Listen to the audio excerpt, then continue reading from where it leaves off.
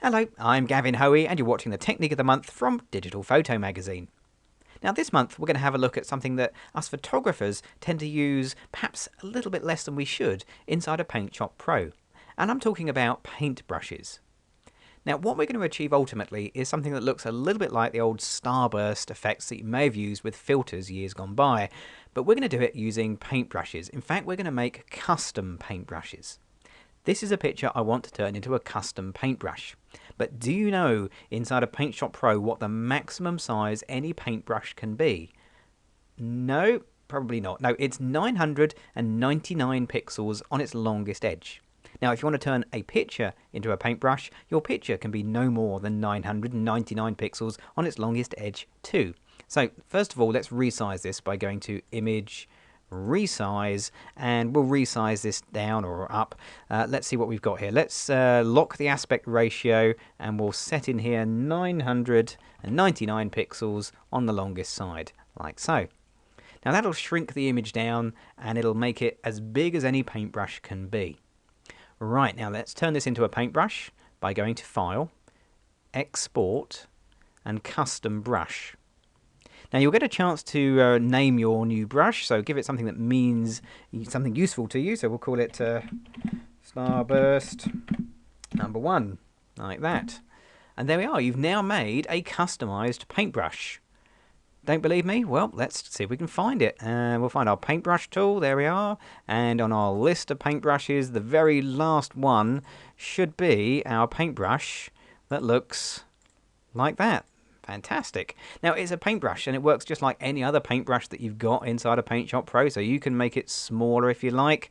You can have it any size you like. You can change the color. Let's bring up the materials palette, F6, and perhaps we'll just change the color to red. The color in your foreground is the color your brush will be, so you can see how this is working. You can choose the color and you can choose the size and you can paint with this as if it's a paintbrush, because it is. Right, we'll close that down and we'll make another one.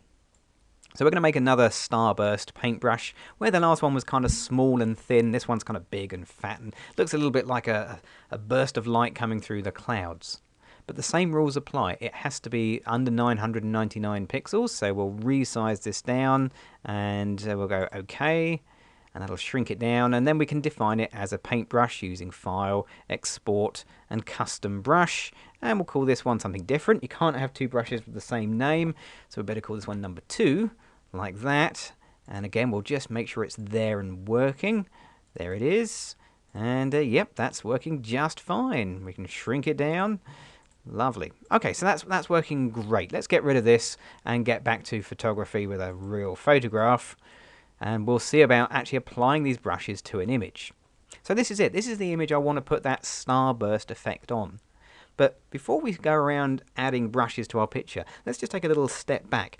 Does the picture on the screen now look bright and sunny and looks like it would have bursts of light coming through it? And if I'm honest, no, it doesn't. It looks a little bit kind of dark and flat and perhaps not as summery as it should be.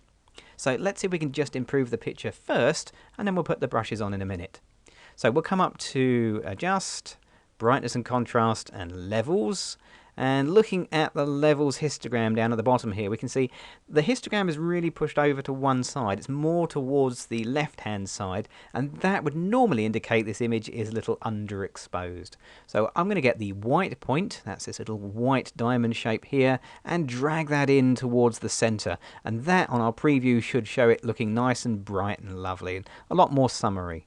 Also going to bring the black slider in just to bump up the contrast just a little bit. You don't want to go too far, but just a wee bit of extra black in there should just add to the effect, like so. Okay, so this image is now looking very nice and bright and summery. I'm really starting to like this. We're now ready to start putting our paintbrushes onto this image.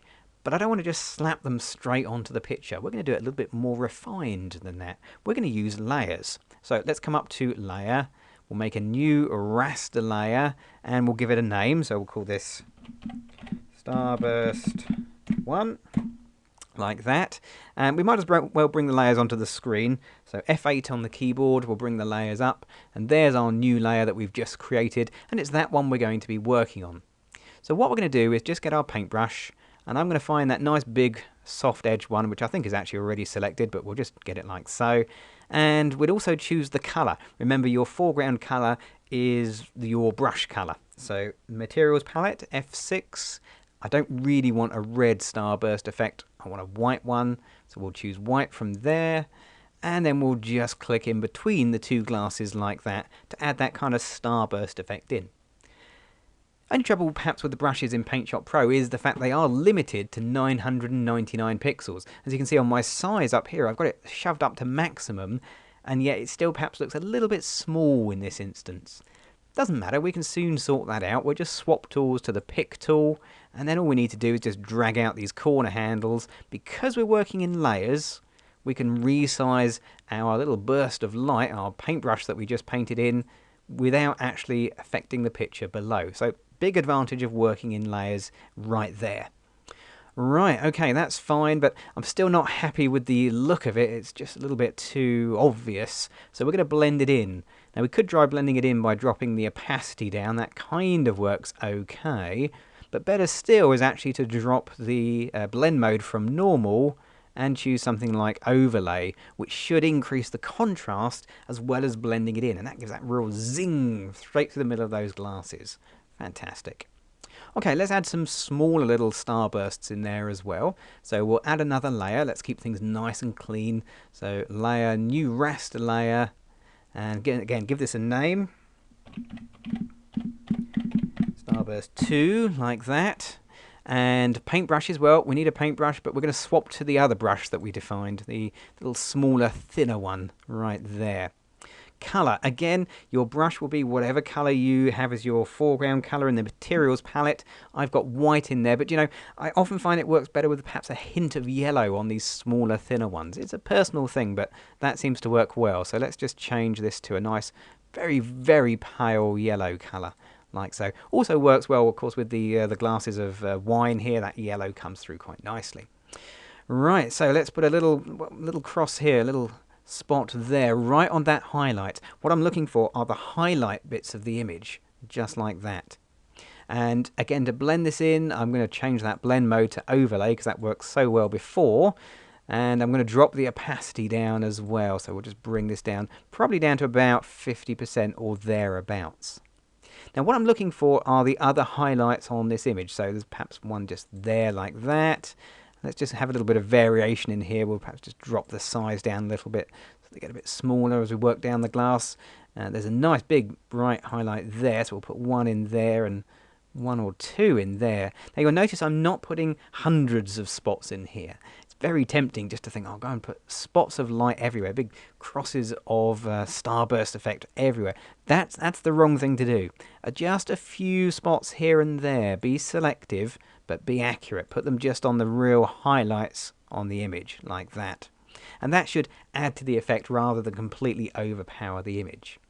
If you're ever unsure how you're doing, well, nice easy solution, just switch these layers off. Because you're working in layers, you can turn it off and go backwards and say, yes, that is what I started with, and there it is. There is my nice starburst effect.